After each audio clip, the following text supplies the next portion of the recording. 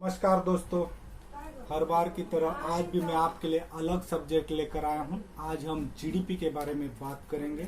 जी हां दोस्तों, जीडीपी होती क्या है, उसे कैलकुलेट कैसे करते हैं और सरकार की कौन सी नीतियों के वजह से हमारी जीडीपी आज 23.9% नीचे जा चुकी है। ये वीडियो के अंत तक आप पूरा समझ जाएंगे। दोस्तों आइए पहले समझ लेते हैं जीडीपी होती क्या है। जीडीपी का मतलब होता है ग्रॉस डोमेस्टिक प्रोडक्ट, राष्ट्रीय सकल उत्पाद। नाम में ही आप समझ गए होंगे कि भारत का पूरा उत्पाद गिना जाता है। भारत की जो सीमा है वो बॉर्डर छोड़ के जो भारत की राजकीय सीमा है, जैसे समंदर के अंदर भी हम कुछ गैस निकाल लेते हैं, मच्छी पकड़ लेते हैं, जैसे फॉरेन में कुछ हमारी एम्बेसीज होती है, वहाँ पे पासपोर्ट की फीस मिल जाती है, वो सब जीडीपी में गिना जाता है। तो दोस्तों जीडीपी मेनली तीन चीजों में गिनी जाती है। एक होता है कृषि उत्पाद, दूसरा होता है इंडस्ट्री से जो भी उत्पाद निकला, और तीसरा होता है हमने जो भी सेवा ली, कितने रुपए की सेवा ली। तो इसे डिटेल में समझते हैं। भारत की कृषि से उत्पाद, फल, सब्जी, अनाज जो भी कुछ निकला उसकी कीमत अगर 1000 रुपये होती है, वैसे ही इंडस्ट्री से जो भी उत्पाद निकलते हैं, मान लीजिए मिक्सर बन गया, कार, उसको भी समझने के लिए हम 1000 रुपये का वो उत्पादन पकड़ लेते हैं। और तीसरा हम जो सेवाएं लेते हैं, हम इस जगह से दूसरी जगह जाते हैं, बस, कार, उसका मान लीजिए कि हमने 1000 रुपये की सेवा ली, तो टोटल हमारी जीडीपी बन गई 3000 रुपये। 1000 रुपये हमारा कृषि उत्पाद का, दूसरा हमने 1000 रुपये की सेवा ली, और तीसरा जो हमारे इंडस्ट्री से उत्पाद आया। तो दोस्तों ओवरऑल भारत का सभी प्रकार का उत्पाद जीडीपी में गिना जाता है, वही होती है भारत की जीडीपी। तो दोस्तों आइए समझते हैं हमारी जीडीपी क्यों गिरी, सरकार की कौन सी नीतियों के वजह से आज ये जीडीपी का ये हालत है। तो दोस्तों सबसे पहले हमें समझना होगा जीडीपी कहाँ ज्यादा इफेक्ट कर जाती है। तो जीडीपी ज्यादा इफेक्ट एमएसएमई पे करती है, micro, small and middle businesses. दोस्तों ये जो छोटे छोटे बिजनेस होते हैं वो भारत की अर्थव्यवस्था की रीढ़ है, उसी से भारत की ज्यादा जीडीपी गिनी जाती है, बहुत स्ट्रांग होते हैं। दोस्तों याद होगा 2008 में पूरे दुनिया की अर्थव्यवस्था गिर गई थी, लेकिन भारत संभला था।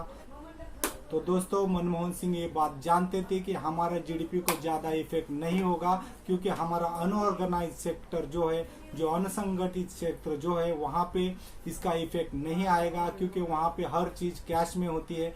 मान लीजिए हम बस से कहीं जाते हैं तो हम कैश देते हैं, कोई रिसीट नहीं लेते, हम सब्जी खरीदते हैं, हम कपड़े लेते हैं, बहुत सारी जगह पे हमें सब कैश से लेन देन होता है। तो इससे 2008 की मंदी सिर्फ भारत सह पाया। और अगर हम आज के दिन में देखते हैं तो एमएसएमई पे जो मेन इफेक्ट हुआ वो हो गया नोटबंदी से। दोस्तों नोटबंदी से मान लीजिए कोई बिजनेसमैन है, दिन का 2 लाख का लेन देन कर लेता है, अगर नोटबंदी में उसका सारा पैसा बैंक में चला गया, बैंक में पैसा जाने के बाद उसको रोजाना 4500 रुपये मिलता था लाइन में खड़ा होने के बाद भी, तो कहाँ से वो अपना बिजनेस कवर करेगा। तो यहाँ एमएसएमई पे बहुत बड़ी मार पड़ गई, एमएसएमई तहस नहस हो गया, बहुत सारी नौकरियां गई, उत्पाद घटा। वैसे एमएसएमई ने बाद में धीरे धीरे खुद को संभालना चालू कर दिया, उतने में सरकार ने जीएसटी लगा दी। दोस्तों जीएसटी कोई बुरी बात नहीं है, लेकिन सरकार अच्छी तरह से लोगों को समझा नहीं पा गई। जो कुछ भी एमएसएमई खड़ा हो रहा था वो वापस से गिरा, यही जीडीपी में ज्यादा इफेक्ट करता है। दूसरी बात हम ऑटो सेक्टर की ले लेते हैं। दोस्तों ऑटो सेक्टर में क्या हुआ, जो इंजन होता है BS2, BS3, BS4 ऐसे वर्जन अच्छे आ जाते हैं, जिससे कि कार्बन डाइऑक्साइड हवा में कम आता है।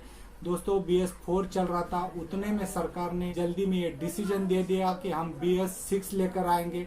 दोस्तों ऐसे सिचुएशन में कोई भी खरीदार BS4 क्यों लेगा, क्योंकि वो तो यही सोचेगा तो BS6 आ रहा है तो हम BS6 लेंगे।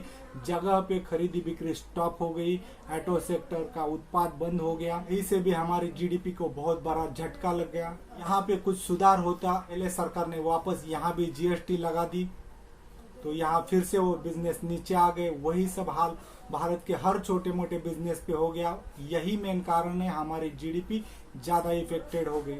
तो दोस्तों पहली हो गई नोटबंदी, दूसरा आ गया जीएसटी, और तीसरा जो अब लगा था लॉकडाउन। दोस्तों लॉकडाउन का झटका भी बहुत बड़ा झटका था, क्योंकि 4 घंटे के नोटिस पीरियड पे किसी मुख्यमंत्री तक को नहीं बताया गया था और लॉकडाउन लगा दिया। दोस्तों अगर इतने झटकों के बाद हम ये उम्मीद करेंगे कि हमारी जीडीपी ग्रो होगी, या हमारी उम्मीद निराधार है। तो दोस्तों उम्मीद करता हूँ जीडीपी के बारे में आपको सही जानकारी मिली होगी। तो दोस्तों अगर आपको ये मेरा वीडियो अच्छा लगा है तो लाइक कर लीजिए, अगर आपको ये मेरा वीडियो ठीक नहीं लगा है तो डिसलाइक कर लीजिए। आज के लिए बस इतना ही। नमस्कार।